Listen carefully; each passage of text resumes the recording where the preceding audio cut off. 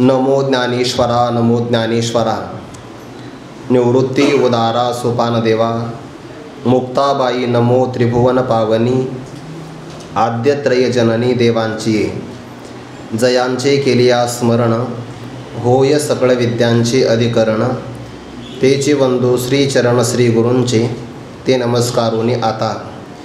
श्रेयां स्वधर्मो विगुण परधर्मात स्वनुष्ठितात।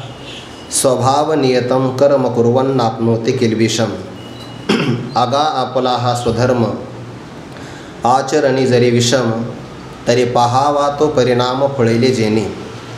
कैवल्य साम्राज्य चक्रवर्ती विश्वमाऊली ज्ञानोबाराय सकल ब्रह्मनिष्ठ गुरुजनांच्या परमकृपेने श्री भगवती ज्ञानेश्वरीच्या 18व्या अध्यायातील आज आपण 47व्या क्रमांकाच्या श्लोकाचा विचार करत आहोत। या विषयाला जो प्रारंभ झाला, भगवंताने चतुर्वर्ण व्यवस्था माझ्यापासून निर्माण झाली असं 4थ्या अध्यायामध्ये प्रतिपादन केलं आहे। चातुर्वर्ण्यम मया सृष्टम गुणकर्म विभागशः तस्य कर्तारमपि मां विद्य कर्तारम अव्ययम। ब्राह्मण क्षत्रिय वैश्य आणि शूद्र या संपूर्ण विश्वाची व्यवस्था राहावी याकरता 4 प्रकारचे वर्ण तयार झाले, 4 प्रकारचे आश्रमही तयार झाले। प्रत्येक वर्णाचं धर्म कर्म वेगळं आहे, प्रत्येक आश्रमाचा धर्म किंवा कर्म वेगळं आहे। आणि मग जो व्यक्ती आपापल्या वर्णाच्या आश्रमाच्या धर्माचं पालन करतो अंततोगत्वा त्याला मोक्ष सहज प्राप्त होतो, यामध्ये अन्यथा नाही। आपली वैदिक सनातन शास्त्राची पद्धती इतकी गोड आहे की कर्म सगळ्यांचं भिन्न आहे, फळ मात्र सगळ्यांना एक आहे। कर्मामध्ये वैचित्र्य आहे, फलामध्ये मात्र एक रूपता आहे। आणि हल्लीची आपण शासन व्यवस्था पाहिली तर कर्म सगळ्यांचं समान आहे, पगार मात्र वेगळा आहे, म्हणजे फळ वेगळं आहे। तरी लोक म्हणतात की तुमच्या धर्मामध्ये विषमता आहे। खरी समानता तर आपल्या वेदशास्त्रामध्येच प्रतिपादन केलेले आहे। तो वादाचा विषय, आपला काही प्रवचनाचा विषय नाही। पण ब्राह्मणाचं कर्म 9 प्रकारचं, म्हणजे गुण 9 प्रकारचे आहे। क्षत्रियाचं कर्म 7 प्रकारचं, त्याचे 7 गुण आहे। वैश्य कर्म हे 3 प्रकारचं आहे। या 3 वर्णांची सेवा करणं, परिचर्या करणं, हल्लीच्या भाषेमध्ये सर्व्हिस करणं आपण म्हणतो की नाही, सेवा पुरविणं हे शूद्र कर्म आहे। शूद्र कर्मामध्ये शहामृगाचा श आहे, क्षत्रियाचा नाही।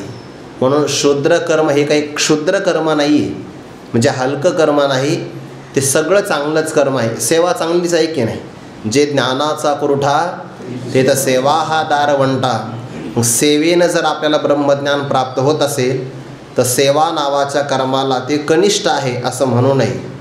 सेवा ही सगळ्यात महत्त्वाची आहे। सेवा पुरविणारा जो वर्ग त्याला म्हणतात शूद्र वर्ग, असा त्याचा अर्थ आहे। आणि ज्या व्यक्तीच्या वाट्याला जे कर्म आलं ते त्याने शास्त्र प्रामाण्याचा विचार करून अनुष्ठानात आणावं। अनुष्ठात आणलं की ते ईश्वराचं मनोगत आहे।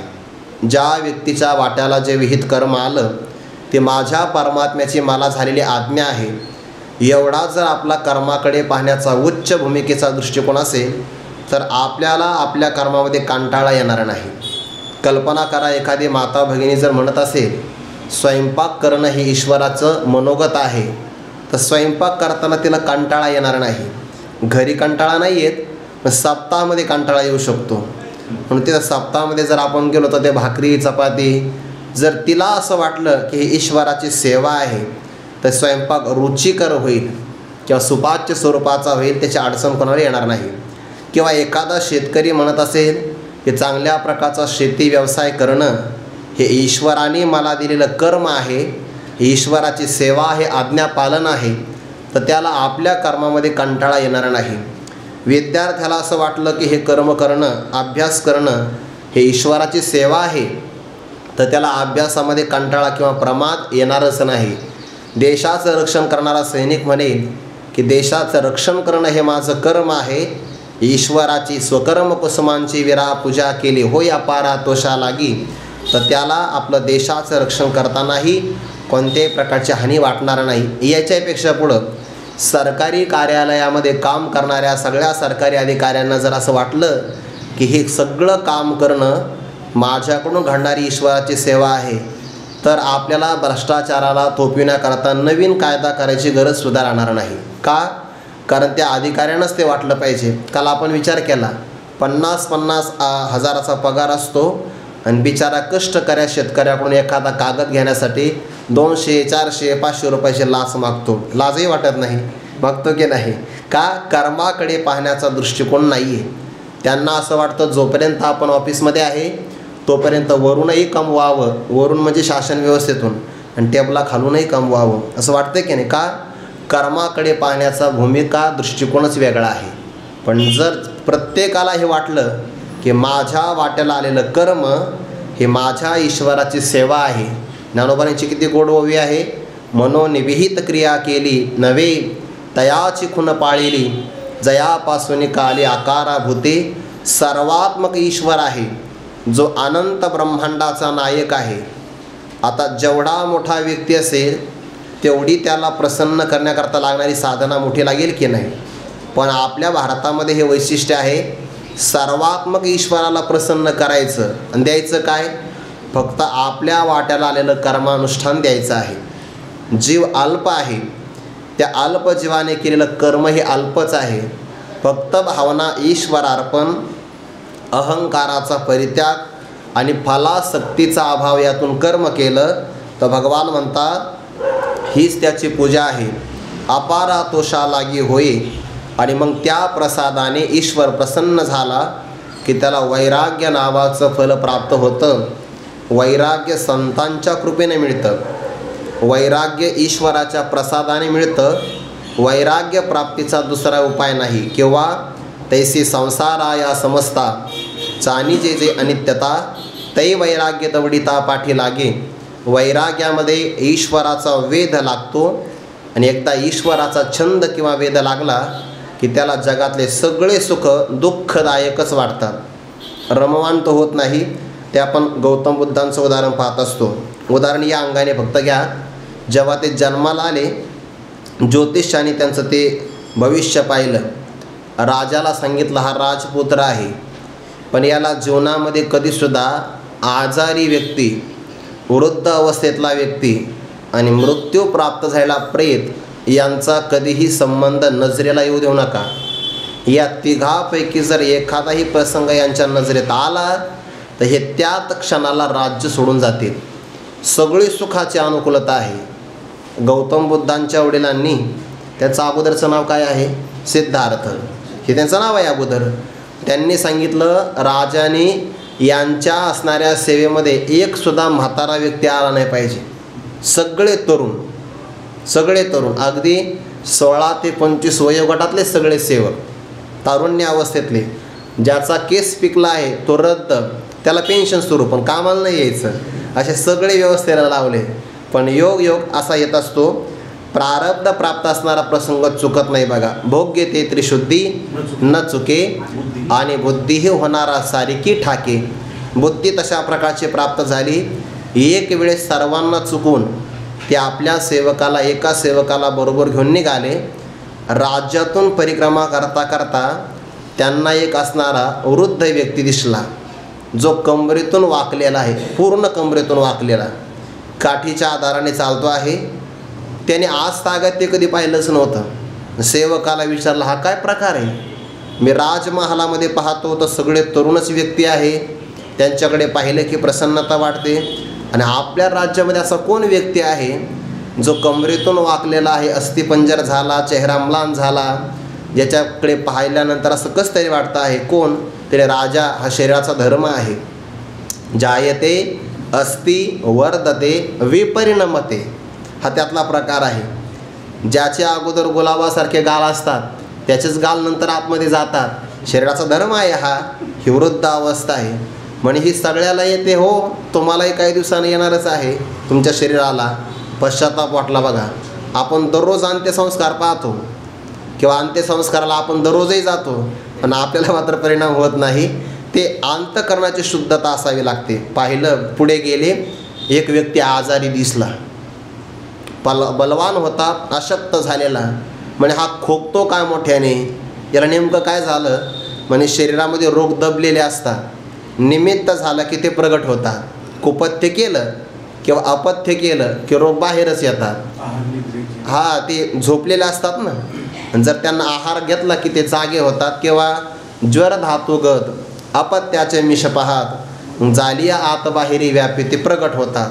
पाहिलं, ही पण अवस्था शरीराला येऊ शकते. आणि थोडं पुढं गेले, 4 व्यक्तीने खांदा दिला आणि एक व्यक्ती असा वरती झोपलेला. ते हा नवीन राजा आहे का? ज्या याला भोई वाहतात हा नवीन राजा. म्हणे हा राजा नाही आहे, हा त्या अंतिम संस्कार जिथं होता त्या भूमीचा आता नवीन राजा आहे. हा काही या राज्याचा राजा नाही. म्हणजे ही मृत्यू अवस्था आहे. पश्चाताप वाटला. जेव्हा मृत्यूला जाणारा व्यक्ती पाहिला ते वडिलांना विचारण्याकरता मागं नाही आले. तिथूनच राज्याचा परित्याग करून निघून गेले. का? जे वैराग्य दशे ईश्वराचे निवेद वशे हे सर्वही नावडे जैसे वांत होय. सुखजात त्रिशुद्धी दुःखचे लागे अशा प्रकारची योग्यता प्राप्त झाली. भोगापासून विरक्त आणि ईश्वर दर्शनाचा वेध लागला की त्याला म्हणायचं ती त्याच्या आत्मज्ञानाची योग्यता आहे, क्षमता आहे, असा त्याचा अर्थ झाला. आणि म्हणून ज्याला मोक्ष लाभ मिळवायचा आहे त्याकरता जो अनेक प्रकारचे व्रत आपल्या अंगामध्ये धारण करतो त्याने एकच कर्म चांगलं करावं. स्वधर्म आस्था चांगली अनुष्ठावा. स्वधर्माचं चांगल्या प्रकारच्या आस्थेनं अनुष्ठान करावं, आचरण करावं. म्हण का हो, आता ब्राह्मणाचा स्वधर्म 9 प्रकारचा कठीण आहे बरं, ते फक्त ब्राह्मणच करू शकतात. क्षत्रियाचं कर्म 7 प्रकारचं कठीण आहे, ते क्षत्रियाला सहज जमतं. वैश्य कर्म 3 प्रकारचं त्यांना ते सहज शक्य होतं. आणि शूद्राचं सेवा नावाचं कर्म ते त्यांना शक्य होतं. आता स्वभाव मानवाचा असा आहे, त्याच्या वाट्याला जे कर्म आलं का ते त्याला कठीण वाटतं आणि दुसऱ्यांचं कर्म त्याला सोपं वाटतं. हे ठरलेलंच आहे. पाठीमागे आपण उदाहरण केलं होतं, गावाकडे जर आपण शेतकऱ्यांना विचारलं कसं काय चालू आहे आणि काय आहे अडचणी सगळ्या, तुमचं बरं आहे बा शहरामध्ये, ते इमारतीत पाहिलेल्या माणसाला पाहिलं की त्याला आनंद वाटतो. तुमचं चांगलं आहे बा, लिफ्टनं वर जायचं, आम्हाला मात्र उन्हातानामध्ये कष्ट करायला लागतात. पण त्यांना हे माहिती नाही, जे लिफ्टनं वरती येत जातात ते सकाळी सकाळी फिरायला बाहेर पडत असतात. हे त्याला कळत नाही. त्याला दुसऱ्याचं कर्म चांगलं वाटतं. स्वभाव आहे मनुष्याचा. पण जरी आपलं कर्म कठीण असेल आणि दुसऱ्याचं कर्म आपल्याला चांगलं वाटत असेल त्याला स्वधर्म म्हणतात. दुसऱ्याचा असणारा परधर्म जरी चांगला असेल आणि आपला स्वधर्म आचरण करण्याकरता जरी कठीण असेल तरी पण जो वाट्याला आला ना त्याचं अनुष्ठान करावं. उदाहरण देतो म्हणजे लक्षात येईल. 2ऱ्या अध्यायामध्ये भक्तराज अर्जुनाने असं म्हटलं देवाला, हे असो वर भिक्षा मागता भली. मला असं वाटतं युद्ध नकोच करायला, मग मस्तपैकी एक वस्त्र घ्यायचं, 4 गाठी बांधायच्या आणि भिक्षा मागायची. भिक्षा मागणं हे साधकाचं किंवा संन्यासी महापुरुषाचं कर्म आहे, क्षत्रियाचं नाही. मग आता भिक्षा मागणं सोपं आहे की नाही? परधर्म आहे तो. संन्यासी पुरुषाचा धर्म आहे परधर्म, म्हणजे दुसऱ्याचा धर्म आहे. आणि अर्जुन युद्धाला आलेले आहेत, क्षत्रिय आहे. क्षत्रियाचं कर्म कोणतं आहे? युद्ध करणं. मग आपलं युद्ध जरी कठीण असेल आणि भिक्षा मागणं हे दुसऱ्याचा धर्म जरी सोपा असेल तरी पण भिक्षा मागू नये. कोणी? क्षत्रियाने. नाहीतर कल्पना करा, देशाच्या सीमेवर राहणारा एखादा सैनिक आहे आणि तो मला मधुकरी मागायची आहे. मग आपण काय करायचं? जर त्याने ठरवलं मधुकरी मागायचं, देशाचं रक्षण कोण करणार? मधुकरी मागणं हे साधकाचं काम आहे, सैनिकाचं नाही. सैनिकाचं काम कोणतं आहे? फक्त युद्ध करणं. काही लोक म्हणतात गीतेने हिंसा शिकवली. हिंसा नाही शिकवली, आपल्या स्वधर्माचं पालन करायला शिकवलं. अरे युद्धामध्ये हिंसा माप असते, युद्धामध्ये हिंसेचा दोष लागत नाही बरं. जर सैनिक देशाचं रक्षण करत असताना दुसऱ्यांचा वध करत असेल तर त्याला त्याचं पुण्यच लागतं. हतो वा प्राप्स्यसि स्वर्गम जित्वा वा भोक्ष्यसे महिम. म्हणून युद्धामध्ये दोष लागत नाही. साधं ऑपरेशन आपण करतो तर डॉक्टर लोक आपलं पोट फाडतात, कापतात की नाही? दोष लागतो का त्यांना? नाही लागत. का त्यांच्यावर आपण हाफ मर्डरची केस लावतो? उलट आपण पैसे देतो त्यांना. का? कारण हे त्यांचं कर्म आहे, कर्मात दोष लागत नसतो. ज्याच्या वाट्याला जे कर्म आलं ना ते कर्म त्याने करावं त्याच्या दोष लागत नसतो, असं या श्लोकाचा एकंदरीत भूमिकेचा भाव आहे. आता काय तुम्हाला फार कठीण सांगायला अडचण नाही.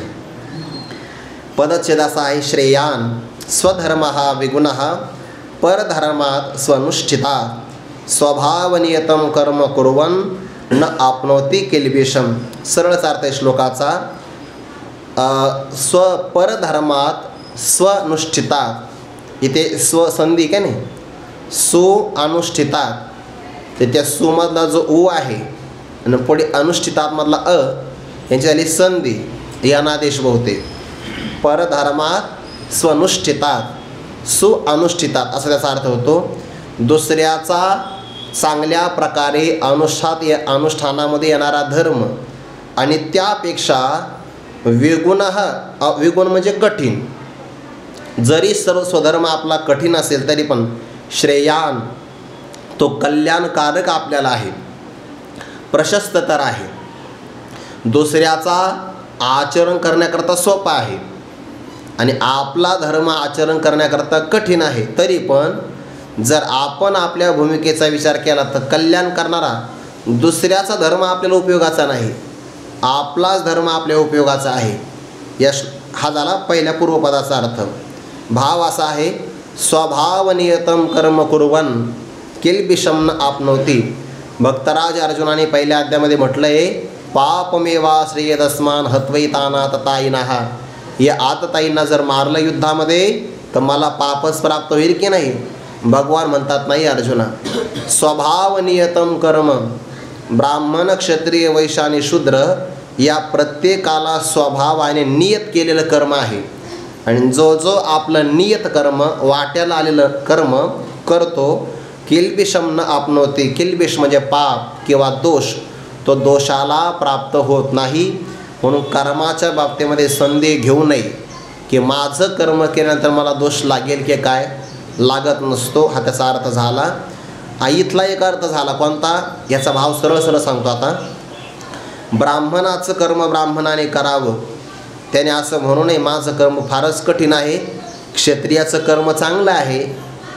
क्षत्रियाने असं म्हणू नये की मी वैश्याचं कर्म करतो, माझं कर्म कठीण आहे कारण मला युद्ध करावं लागतं.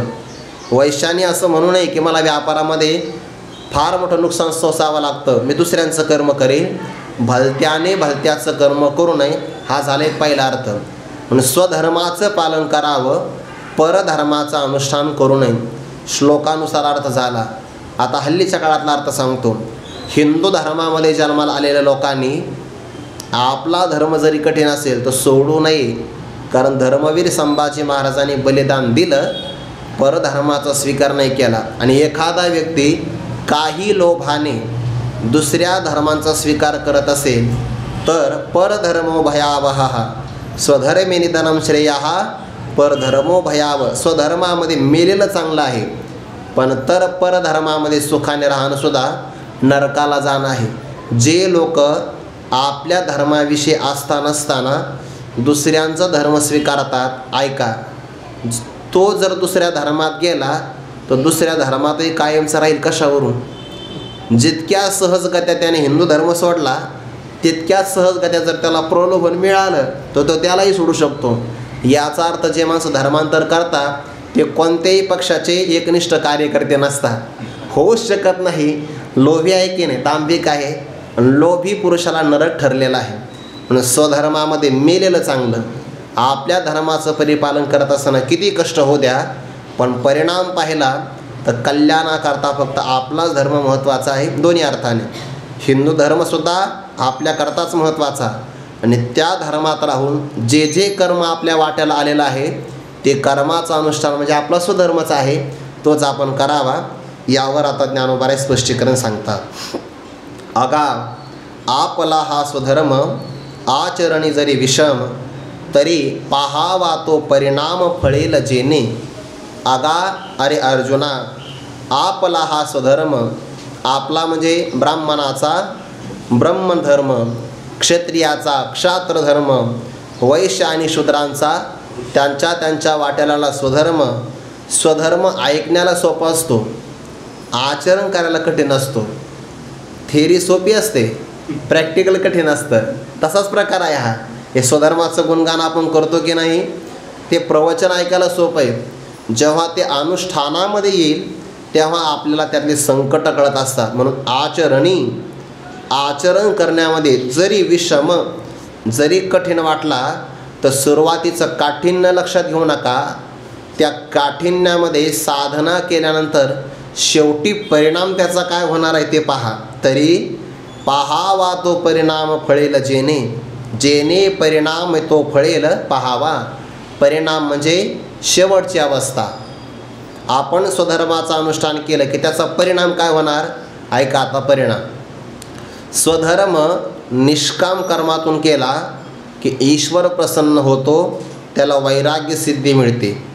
वैराग्य सिद्धी मिळाली की श्रीगुरूंचं दर्शन, त्यांच्यापासून किंवा ईश्वरापासून ब्रह्मज्ञान होतं आणि ब्रह्मज्ञान झालं की मोक्ष मिळतो. मोक्षाच्या पलीकडे कोणतंच फळ नाही. म्हणून पाहावा तो परिणाम फळेल जेणे, मोक्ष नावाचं फळ बघावं. आणि मग सुरुवातीचं काठिण्य अजिबात लक्षात घेऊ नये. जे विद्यार्थी नाही का 12वी किंवा 10वीच्या परीक्षेमध्ये उत्तीर्ण होतात बघा, तर ते सुरुवातीचा किती कठीण अभ्यास असतो ते पाहत नाही. आपण जेव्हा महाराष्ट्र राज्यातून पहिल्या क्रमांकाने उत्तीर्ण होणार आहे त्याचा परिणाम ते पाहतात. आणि हल्लीच्या काळातलं वैशिष्ट्य असं आहे, मला वाटतं हे 10-12 वर्षापासून परंपरा आहे की 10वी असो किंवा 12वी असो, त्यामध्ये मुलं नाही पहिल्या क्रमांकाला, सगळ्या मुलीच आहे. त्या बिचाऱ्या कसा अभ्यास करतात त्यांचं त्यांना माहिती. पण मुलं आळशी असतात बघा, तेवढा त्या अभ्यास नाही करत. टॉपर सगळ्या मुलीच आहे. आणि ही बऱ्याच वर्षापासून परंपरा आहे बरं, बऱ्याच वर्षापासून. ते कुठंतरी संभाजीनगरमध्ये एका मुलीने 100 पैकी 100 मार्क घेतले सगळ्या विषयामध्ये. अभ्यास तेच करतात का? परिणाम. आणि मग पहिल्या क्रमांकाने जर उत्तीर्ण व्हायचं असेल तर त्याला त्यागही तेवढाच करावा लागतो.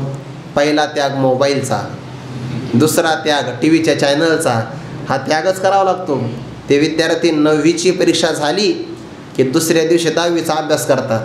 मग आता 10वीच्या परीक्षेकरता जर एवढे कष्ट करायला लागतात, इथं मोक्ष मिळवायचा आहे, इथं कष्ट नाही करावे लागणार, करावेच लागणार.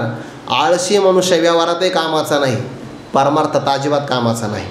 आगा आपुला हा स्वधर्म आचरणी जरी विषम, तरी पाहावा तो परिणाम फळेल जेणे. मनुष्याने परिणामाचा विचार करावा. लोक म्हणतात बघा व्यवहारामध्ये, तुम्ही परमार्थ करता आणि तुम्हाला भविष्यात काय मिळणार आहे, भविष्यात काय मिळणार आहे असं म्हणतात की नाही. मग एका जीवनामध्ये जो व्यक्ती भविष्य काळाचा आराखडा मागतो किंवा आराखडा आखून जो आपल्या जीवनाचा मार्गक्रम सुरू करतो, व्यवहारात जर तो हुशार असेल, बघा बरं, एका जीवनामध्ये येणाऱ्या भविष्य काळाचा विचार करून जो तयारी करतो तो जर हुशार असेल, तर जो आगामी जन्माची तयारी करतो तो साधं किती हुशार असेल. म्हणून पाहावा तो परिणाम फळेल जेणे, त्याने त्या परिणामाचा विचार करावा. शेवटी काय मिळणार आहे, शहाणा तो आहे जो परिणामाचा विचार करतो. जे आगंतुक आहे, जवळचा आहे, त्याचा विचार करणारा शहाणा नसतो, तो उतावीळ असतो, तो काही कामाचा नाही. शेवटी काय होणार आहे, हे माणसं जे आहे ना अनैतिक मार्गाने पैसा कमवतात, हे प्रारंभाला जे सुख होतात ते पाहतात. त्यांना शेवटी कळत नाही की किडे पडणारे आपल्या अंगामध्ये, किंवा आपले मुलं विदेशात गेल्यानंतर आपल्या अंत्यसंस्काराला सुद्धा येणार नाही, असा परिणाम ते पाहत नाही. ते थोडंसं जवळचं पाहतात. जवळचं पाहणारे शहाणे नसतात. भले येडे लोक त्यांना शहाणे म्हणतात, तो भाग वेगळा आहे, पण ते शहाणे नसतात. पाहावा तो परिणाम फळेल जेणे. परिणाम कसा बघावा, उदाहरण देतं आयुर्वेदातलं. जै सुखा लागे आपण पया, निंबचे आती धनंजया, तै कडवटपणा तयाची उबगीचे ना. सुखा लागी, आरोग्याचं सुख जर आपल्याला प्राप्त करायचं असेल, जै म्हणजे जेव्हा, आपण पया सुखा लागी, आरोग्यशास्त्रातलं सुख जर आपल्याला मिळवायचं असेल आणि त्या आरोग्य सुखाकरता निंबची आती, कडुलिंबाचंच भक्षण करणं हाच एकमेव पर्याय असेल, तर हे धनंजया तै तेव्हा तयाच या कडवटपणा उबगी जेना. कडुलिंबाचा जो कडूपणा आहे त्याला मनुष्याने कंटाळू नये. रोग झाला आहे आणि आयुर्वेदामध्ये वैद्यांनी सांगितलं कडुलिंबाचा रस प्राशन केला तरच तुम्हाला आरोग्य सुख प्राप्त होईल. तर तेव्हा सुखाचा विचार केल्यानंतर दुसरा पर्याय नाही ना. मग कडुलिंबाचा कडवटपणा त्याला मनुष्याने कंटाळू नये. जेवढं औषध कडू तेवढं आरोग्याला ते चांगलं असतं, आणि जेवढं गोड तेवढं हानिकारक असतं. बघा, कारलं आरोग्याला चांगला आहे, किंवा कडवटपणा लिंबाचा आरोग्याला चांगला आहे. पण मनुष्य ते नाही, ते कारल्याची भाजी कडू लागते ना म्हणून माणसं गुळ घालून ती भाजी करतात बघा, म्हणजे भाजीच गोड करतात. निसर्गाचा कडवटपणा त्याला दिला आहे की नाही? नाहीतर देवाने त्याच्यामध्येच अगोदर काही ना काही थोडासा गोडपणा टाकला असता, आपण संशोधन करणारच आहे म्हणून. तसं नाही, जे निसर्गता आहे ते आपल्या आरोग्याला चांगलं आहे. हा औषधाची आहे कडवटपणी, अमृताची पुरवणी, आहाच न दिसे परिगुणी प्रकट होय. औषध कडू असतं, सुरुवातीला ते जिभेला कडूच वाटतं, पण अमृतासारखा परिणाम नंतर प्राप्त होतो. शेवटचा परिणाम बघावा, सुरुवात कशी का असेना, साधकाच्या जीवनाचा प्रारंभ कठीण असतो, पण शेवट तो भला. हा माझा बहु गोड झाला. शेवट चांगला असतो साधकाचा. सुरुवातीला लोक विरोध करतात, गावातले लोक त्याची चेष्टा करतात, किंवा कधी कधी त्यालाही असं वाटतं माझं काही चुकत तर नाही, माझे मित्र गाडी घेऊन फिरतात, मी अजून इथंच आहे. असं नाही, पहावा तो परिणाम फळेला जेणे. कडवटपणा आता या उपगीचे ना. फळं नाही आईली कडे, केळी ते पाहता समोडे, ऐसी तेजिली तरी जोडे, तैसे के गोमटे, तेवी स्वधर्म साकडू, देखोन केला जरी कडू, तरी मोक्ष सुरवाडू अंतरला की. इथपर्यंत एक संबंध आहे. आणखीन दुसरं उदाहरण, आपण जर केळीचा वृक्ष पाहिला की त्याच्या आतमध्ये सगळे सोपटे असतात बघा, पाचटच असतं. असं सगळं पाचट खोलून पाहिलं तर काही दिसत नाही. फळं न या ऐलीकडे, त्या केळीच्या वृक्षाला फळ म्हणजे घड येण्याच्या अगोदरच आपण पाहिलं त्या वृक्षाकडे नुसते पानच दिसतात. पानं काढले की नाही ते सोपटे असतात. म्हणून पाहता आस मोडे, आपली असणारी आशा मोडून जाते. अशा प्रसंगामध्ये ऐसी तेजिली, असं पाहिल्याबरोबर जर त्या केळीचा वृक्ष कापून काढला तर ज्ञानोबा म्हणतात तर मग अत्यंत गोड असणारं आणि खाण्याकरता कष्ट पडत नाही अशी पिकलेली केळी घड, ते तैसे गोमटे के जोडे, तशा प्रकारचं गोड फळ कसं बरं मिळेल? ते फळ कधी मिळतं? शेवटी मिळतं. म्हणून परिणाम पाहण्याकरता थोडी प्रतीक्षा करावी लागते. परमार्थामध्ये प्राप्ती, ते आपलं प्रारंभ, प्रवास, प्रतिबंध, प्रतीक्षा आणि मग प्राप्ती, हे सगळं घडतं की नाही? हे टप्पे बघा, सगळ्याची रास मुद्दा मी एक सांगितली. प्रारंभ, प्रवास, प्रतिबंध, प्रतीक्षा आणि मग प्राप्ती. मग प्राप्तीवर लक्ष ठेवावं. केळीचा वृक्ष पाहायला अजून घडच आला नाही, घड येत नसतो, अगोदर त्याला फूल लागत असतं बघा. फुलं लागलं की मग त्यातून घड प्रगट होतो आणि त्यालाही पिकाला वेळ लागतो. जर अगोदरच कापून काढला वृक्ष तर काय होईल? तर मग त्याला गोमटं फळ लागणार नाही. तसं स्वधर्माचं अनुष्ठान कठीण आहे. टाकून दिला स्वधर्म, मोक्ष कसा मिळेल? तेवी या उदाहरणातून पुढे सांगतात भावसिद्धांत. स्वधर्म साकडू म्हणजे संकट, त्याच्यामध्ये काठिण्य आहे.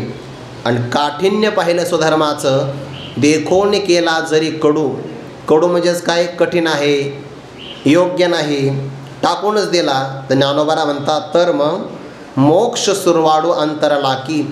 मोक्षासारखं गोड सुख, ते सुख त्याला अंतरलं, त्याच्यापासून लांब गेलं की म्हणजे मोक्ष त्याला प्राप्त होण्याची शक्यता नाही. हा क्रममुक्तीचा विचार आहे बरं. ज्याला मोक्ष मिळवायचा आहे त्याला ब्रह्मज्ञानाशिवाय पर्याय नाही. ब्रह्मज्ञान अंतःकरणात राहायचं असेल तर वैराग्याशिवाय पर्याय नाही. वैराग्य प्राप्त व्हायचं असेल तर संत किंवा ईश्वराचा प्रसाद आवश्यक आहे. आणि ईश्वराचा, संतांचा प्रसाद मिळायचा असेल तर कर्मानुष्ठान महत्त्वाचं आहे. इथूनच सगळ्यांना जावं लागतं. दुसऱ्या मार्गाचा पर्याय नाही बघा. दुसरा मार्गच नाही. नान्य हा पंथा विद्येते अयनाय, दुसरा कोणताही मार्ग नाही, हाच मार्ग आहे. मोक्ष सुरवाडू अंतरला की, मोक्ष नावाचं सुख त्याला लांबलं की अर्थात त्याला ते मिळू शकणार नाही. आणि म्हणून जरी आपला स्वधर्म कठीण असेल तरी पण त्याच्यावरच प्रेम करावं. दुसरा धर्म दिसायला जरी गोड वाटला, त्याच्यामध्ये प्रलोभन असेल, सोपेपणा असेल, तरी पण आपल्या स्वधर्माचा त्याग कोणत्याही काळात करता कामा नये. याकरिता ज्ञानोबा उदाहरण देतात लहान मुलाचं. मुलगा किती अनन्य हो, किती अनन्य आहे. मुलाने आपल्या जीवनातला हा वात्सल्य भाव आहे ना, मरेपर्यंत लक्षात ठेवला पाहिजे. आणि आपली माई खूप जरी आहे तरी जिये ते नोहे स्नेह पुरेकी एरी जिया पराविया रंबे होणे बरविया तिया काय कराव्या बाळके तेने. 2 ओव्याचा एकत्र विचार आहे. लहान बालकाचा दृष्टांत दिलेला आहे. फार अनन्य असतं बघा बाळ, फार अनन्य. तो काल परवा आपण विचार केला होता. लहान मुलगा रडू लागला तर गावातले लोक त्याला सांभाळू शकत नाही. आजी आजोबा थोडा वेळ सांभाळतात, त्यांच्यापेक्षा जास्त वडील सांभाळतात. आणि सगळ्यात जास्त शांत मुलगा कुठं होतो? आईजवळ गेल्यानंतर. आईच त्याला सांभाळू शकते, बाकी कोणी नाही. ते लहान मुलाचं संगोपन करत असताना त्याच्या जन्मापासून तर वय वर्ष 5 होईपर्यंत ते आई वडील त्या मुलाचं कसं संगोपन करतात याची खरं तर प्रत्येक आईवडिलांनी शूटिंग करून ठेवली पाहिजे. आणि जेव्हा तो मुलगा त्यांना वृद्धाश्रमामध्ये पाठवण्याच्या अगोदर एकदा त्याला दाखवली पाहिजे. कोणत्या मुलाची हिंमत नाही होणार. किती कष्ट करतात ते बिचारी दिवसभर राबते. कुठेतरी तिला डोळा लागला की हा रात्रीचा जागा होतो, रडतो, सगळे देहधर्म तिथंच करतो. पण आई त्याही प्रसंगामध्ये त्याला स्वच्छ करते आणि मग स्वतः विश्रांतीला प्राप्त होते. किती कष्ट करते. जेवढा त्याग तिचा आहे तेवढा कोणाचाच नाही. पण आता हे काय म्हणतात कृतज्ञ जे काही आहे ना लोकांची संस्कृती, वृद्धाश्रम आणि अनाथ आश्रम हे भारतीय संस्कृतीला लागलेला कलंक आहे बघा. जेव्हा हा निघून जाईल तेव्हा आपण विश्वगुरू करायची गरज नाही. विश्वगुरू आहेच आपण. पण कोणाची संस्कृती आली काय माहिती. ते वाक्यसुद्धा असे आणले ना शासनाने, कुटुंब लहान सुख महान. हे आपल्याकरता नाही आहे. बघा तुम्ही, संस्काराची सगळी शिदोरी आजोबांकडे असते आणि सगळ्यात जास्त शिदोरी ते नातवाला ते देऊ शकतात. ज्या नातवाचं आणि आजोबाचं प्रेम आहे तेच नातू चांगले घडलेले आहे. कारण त्यांचं नातं चांगलं असतं, निस्वार्थी नातं असतं की नाही. बापाला तरी वाटतं की मुलगा शेवटी काम येईल. आजोबाला माहिती आहे नातू आपल्याला कामच येणार नाही, पण तरी प्रेम करतात ते. निष्काम प्रेम आहे. म्हणून कुटुंब मोठं असेल तरच सुख मोठं आहे. जे कुटुंब जेवढे लहान असतील, ज्या कुटुंबात आजी आजोबा नाही किंबहुना आईवडीलच नाही राहत, त्या कुटुंबात समाधान नाही राहत बघा. भांडणं झाली तर सोडायचे कोणी? दोघंच आहे आणि एकमेकाला बोलत नाही, सोडायचे कोणी? म्हणून हे संस्कृती लागलेला काय आहे, कलंक आहे वृद्धाश्रम. त्या आईचं मुलाचं किती प्रेम आहे. आपली माये, आपली आई खूप जे आहे, एखाद्या अवयवाने हीन आहे, लुळी आहे, पांगळी आहे, जरी अशी असेल तरी पण तर जिये लहान मुलगा ज्यामुळे जगतो, जिये म्हणजे जगतो, ते स्नेह कुरे नव्हे की. तिच्या ठिकाणी वाचणारं वात्सल्य प्रेम. शरीर वाकडं आहे तिचं, पण प्रेम का वाकडं आहे का? नाही, प्रेम सरळ आहे बघा. ज्या स्नेहामुळे प्रेमामुळे तो जगतो ते प्रेम मात्र सरळ आहे. म्हणून त्याने आईच्या शरीराकडे बघू नये, प्रेम बघावं. तसं साधकाने कर्म कठीण बघू नये, मोक्ष नावाचं फळ पाहावं. एरी जिया पराविया, काय गोड उदाहरण आहे. आता आपल्या आई वाचून एरी म्हणजे इतर असणाऱ्या, जिया पराविया ज्या परक्या आहेत, स्त्रिया किती सुंदर आहे. रंबे होणी बरविया, रंभा नावाची स्वर्गातली अप्सरा आणि तिच्यापेक्षा चांगल्या दिसायला आहे. का बरं? बहुतेक सगळे सौंदर्य प्रसाधनं वापरत असेल. जिया पराविया तिया काय कराव्या बाळके तेने. त्या लहान मुलाने त्या असणाऱ्या स्त्रिया काय कराव्या, काय गरज आहे त्याला, काय करावं घेऊन. का बरं? कारण त्यांच्या मनात बाळकाविषयी स्नेहच नाही. आणि बाळकाला जगण्याकरता प्रेम लागतं, स्नेह लागतो.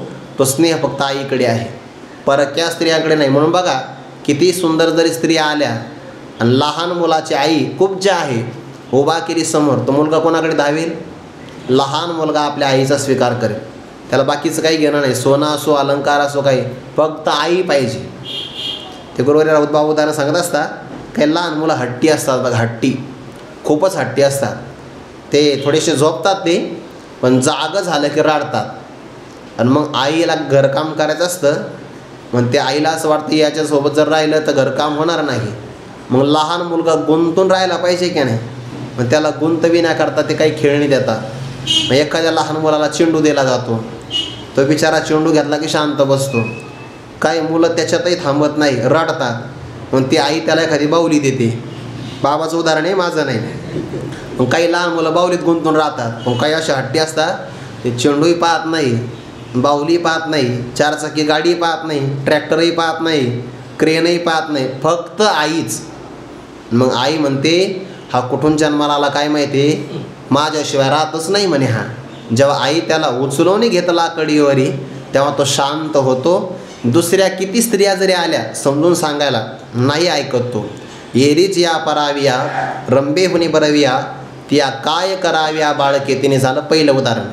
लहान मुलाला जशी आई महत्त्वाची आहे तसे साधकाला स्वधर्मच महत्त्वाचा आहे.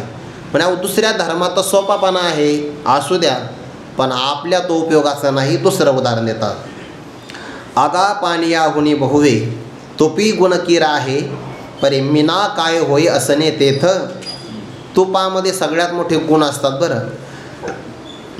वृथा घृतेविन भोजन. फक्त ऐका,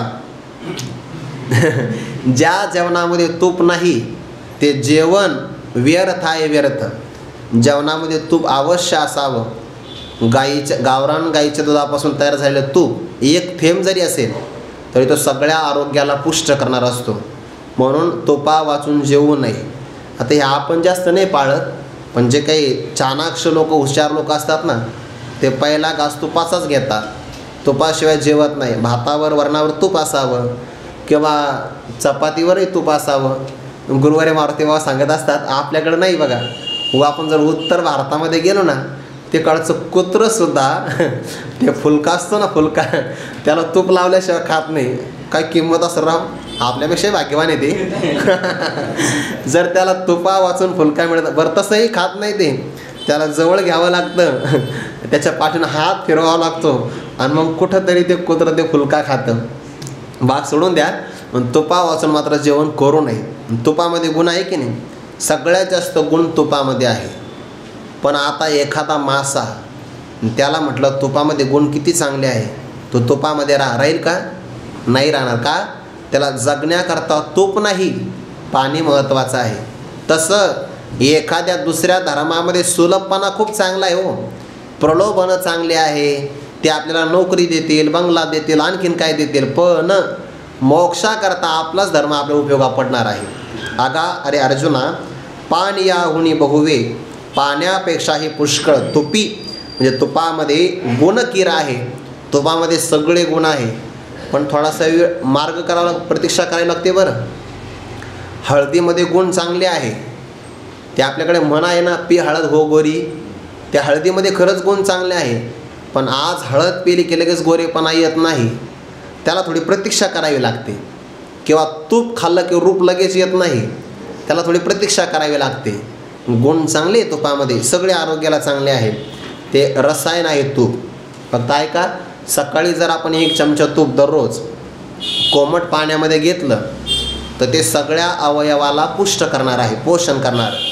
ज्याप्रमाणे एखाद्या बैलगाडीमध्ये नाही का ती चाक असतं बघा, त्याच्यामध्ये वंगण टाकावं लागतं, ते घर्षण चांगलं होतं, स्मूथपणा राहतो. तसं आपले जे काही सांधे आहे त्याच्यामध्ये वंगण असावं लागतं की नाही. सकाळचं जे काही तूप असतं ते वंगणाप्रमाणे काम करतं. ते आयुर्वेदातला नियम आहे हा. दररोज 1 चमचा का होईना तूप सकाळी ते कोमट पाण्यात घेतलं पाहिजे, असं त्याचा अर्थ. तुपामध्ये गुण सगळे चांगले आहेत, परंतु परी तेथ असणे मीना काय होय. मीना म्हणजे मासा. माशाला तुपामध्ये किती जरी गुण असेल तर तिथं असून त्याला काय फायदा आहे. कारण जर त्याला वाचायचं असेल, जगायचं असेल तर पाण्याशिवाय पर्याय नाही.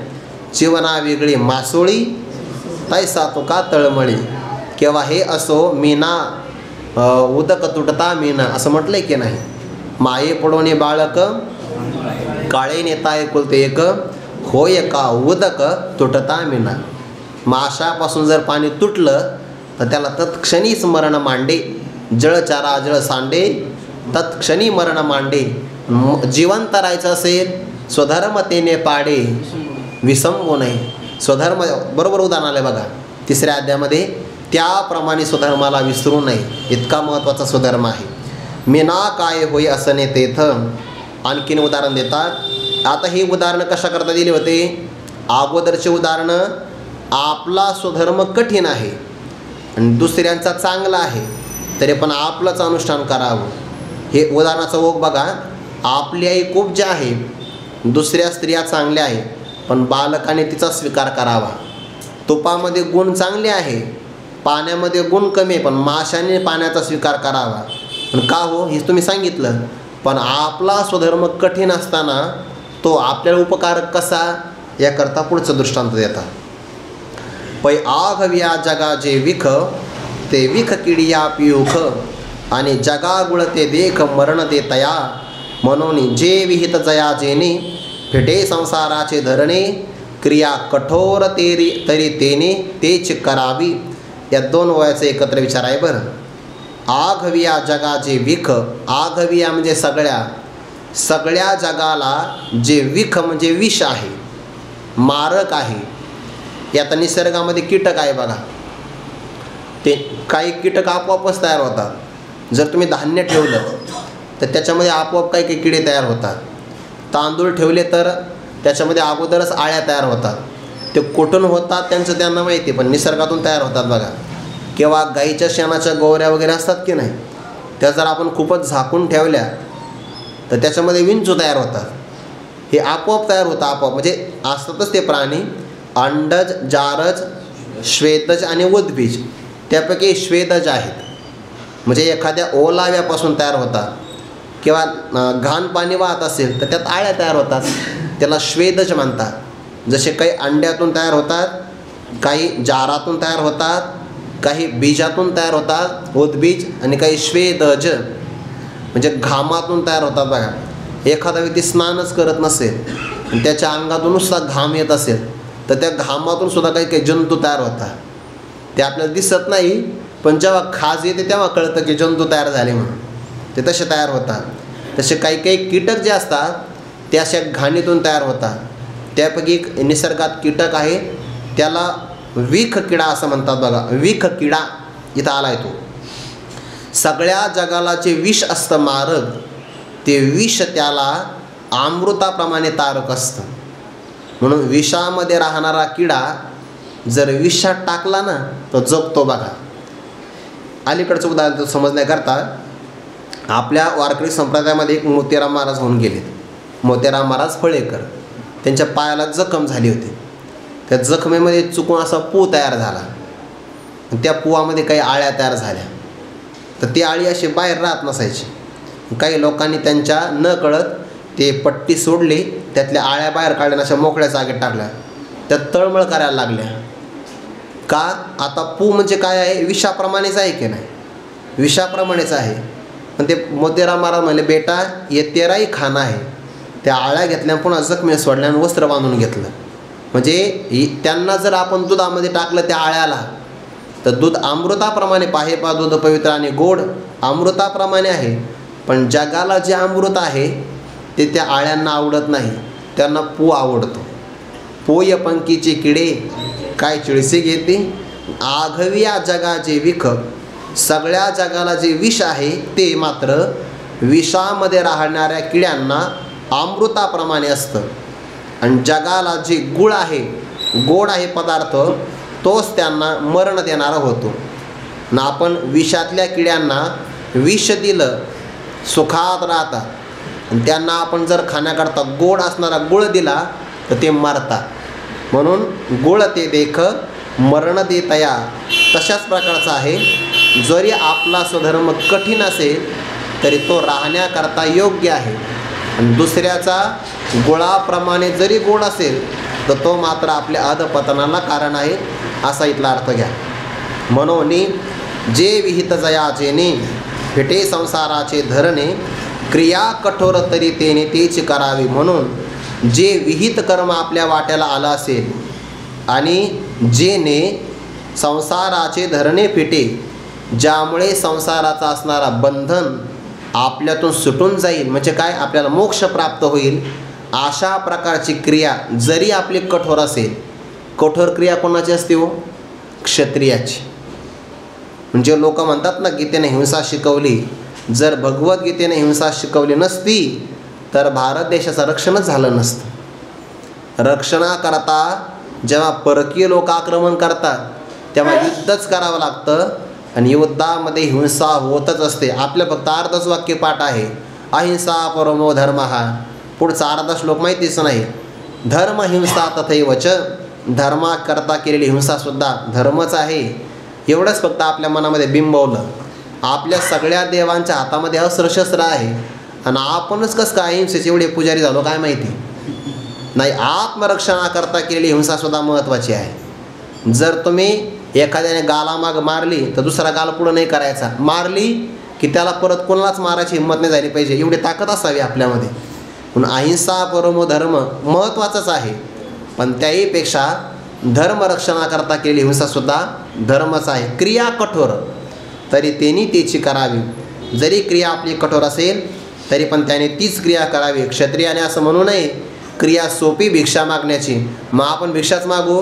भिक्षा मागणं हा संन्यासी महापुरुषाचा धर्म आहे, क्षत्रिय राजाचा नाही. राजाने फार झालं तर भिक्षा द्यावी, भिक्षा मागू नये बरं, असाच अर्थ आहे. राजाने युद्धच केलं पाहिजे असा अर्थ आहे.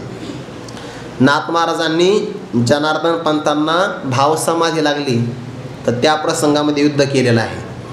प्रसंगामध्ये युद्ध केलं की नाही. मग ते असं म्हणले का आपण तर साधक आहे आणि मग कसं करायचं नाही.